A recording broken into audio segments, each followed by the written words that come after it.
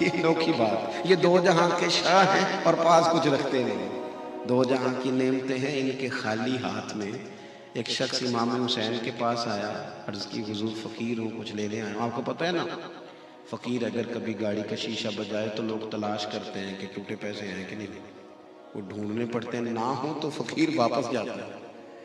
اور میں کہا کرتا ہوں کہ چلو فقیر کو اتنے تو دو جتنے کہ بچہ چاکلیٹ لے لیتا ہے، اتنا تو کم از کم ہو، اتنا تو ہو۔ لیکن عجیب بات ہے نا، اللہ کے راستے میں دینا ہے اور پھر تلاش کیا جا رہا ہے کہاں کہاں بچت کی جائے۔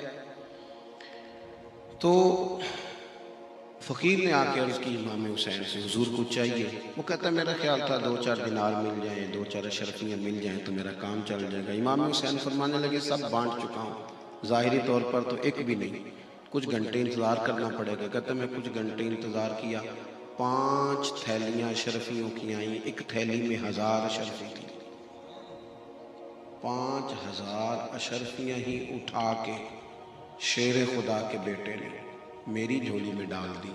اتنا مال کبھی نہیں دیکھا تھا، میں تو ابھی سبتے میں تھا کہ اتنا مل گیا۔ لیکن امام حسین فوراً بولے، کہنے لگے معاف کر دینا، تمہیں ذرا انتظار کرنا پڑا، تکلیف نہیں دینی چاہیے کسی کو۔ تیسری بات، بزدلی نہیں سکھائیں کبھی بھی بچوں کو، کبھی بھی۔ خوف اندر ہوتا ہے، ہر بات سے جو لوگ ڈرتے ہیں نا، بعض جگہوں پہ نا اب کاکروچ دیکھ کے چیخیں مارنا یہ بھی فیشن بن گیا ہے۔ وہ جناب ویڈیو بنا کے چڑھا دی، کیا ہو رہا ہے؟ وہ بکرا ذبح ہو رہا تھا تو بچہ رونے لگ گیا۔ خدا کے بندو، نبی کریم علیہ السلام تو حضرت فاطمہ کو فرماتے تھے یہاں کھڑے ہو آ کے میں تمہارا جانور ذبح کرنے لگا۔ تو جو بکرا ذبح ہونے پہ روتے ہیں تو دین کا جو اہم پہلو جہاد ہے، اگر کل کو ضرورت پڑی تو یہ تھوڑی جائیں گے۔ ہمت، طاقت، بچوں کو دلیری سکھائی جائے۔ حضرت مولا علی اپنے شہزادوں کو ہر جنگ میں ساتھ لے کے جاتے ہیں، بلکہ جس دن سیدنا عثمان غنی رضی اللہ تعالیٰ عنہ پر بلوانیوں نے حملہ کیا تھا، چونکہ حضرت عثمان غنی امام حسن اور حسین کے سگے خالو ہیں، تو لوگ کہتے نہیں کہ بیٹا اندر سے کیواڑ بند کر لو، وہ تو کسی اور پر ظلم ہو رہا ہے۔ حالانکہ پڑوسی کی آگ اگر بجھائی نہ جائے تو اپنے گھر بھی آ جایا کرتی ہے، اس لیے کبھی کبھی پڑوسی کی آگ اس لیے بھی بجھا دینی چاہیے کہ اپنا گھر محفوظ رہے۔ عزیز، حضرت سیدنا مولا علی نے اپنے دونوں بیٹوں کے ہاتھوں میں تلواریں دے کے امام حسن اور حسین کے حضرت عثمان غنی کے دروازے پہ کھڑا کیا، فرمایا بیٹا کوئی اندر نہ جانے پائے۔ سب سے زیادہ خطرہ دروازے پہ تھا، وہاں دونوں شہزادے کھڑے تھے۔ بہادری بچوں کو سکھائی جائے، انہیں جینا ہے، انہیں جینا ہے۔ اور پھر صبر جو ہوتا ہے نا، قرآن پاک میں 90 سے زیادہ مرتبہ کم و بیش صبر کا ذکر ہے۔ احادیث و آثار دیکھیں گے تو 500 کے لگ بھگ علماء نے جمع فرمایا جس میں صبر کا ذکر ہے۔ حضرت مولا علی شیر خدا نے تو نچوڑ بیان کیا، فرمانے لگے جس طرح پورے جسم میں سر کا مقام ہے نا، اسی طرح دین میں صبر کا مقام ہے۔ اللہ فرماتے استعینوا بالصبر والصلاۃ، جب تکلیفیں بڑھ جائیں تو صبر اور نماز سے مدد مانگو۔ ہم کیا کر رہے ہیں؟ جلد بازی ہے۔ یعنی اگر بچہ کھانا وقت پہ نہ پکنے پہ موبائل توڑ دے گا تو آپ تو کہیں گے لاڈلا ہے، لیکن اس کی بیوی تو کل کو بڑی تکلیف میں آ جائے، اس کے بچے کیا کریں گے؟ جس آفس میں وہ جائے گا کیسے گزارا کرے گا؟ صبر، حوصلہ، ٹھہراؤ، اس کی زندگی میں وہ ساری چیزیں ہونی چاہیے جس سے وہ صحیح گزارا کرے۔ میدان کربلا میں 2 ہی تو چیزیں لڑی، ایک طرف تلواریں تھی، دوسری طرف صبر تھا۔ یزیدیوں کی تلواریں ہار گئیں اور حسین ابن علی کا صبر جیت گیا، صبر جیت گیا، صبر میں ڈوب گئی ہر چیز۔ اور آخری بات یہ، اہل بیت نبوت کا سجدوں سے بڑا پیار ہے۔ یہ کچھ وقت ایسا اب آیا ہے کہ وہ جو لوگ کچھ ٹائم مصلے کو دے لیتے تھے، تلاوت کو دے لیتے تھے، وہ بھی تھوڑے کمزور ہو گئے، کیونکہ روز نئی فوٹو میری نہیں آئے گی فیس بک پہ تو پھر لوگ کہیں گے کہ آپ ایکٹیو نہیں ہیں۔ تھوڑا سا نا مسلح جن لوگوں کا آباد ہوتا ہے وہ طاقتور ہوتے ہیں، کچھ دکھ نا بڑے ذاتی سے ہوتے ہیں، بندہ کسی سے کہہ نہیں سکتا، بڑے ذاتی نجی ہوتے ہیں، اپنے آپ سے بھی چھپاتا ہے بندہ۔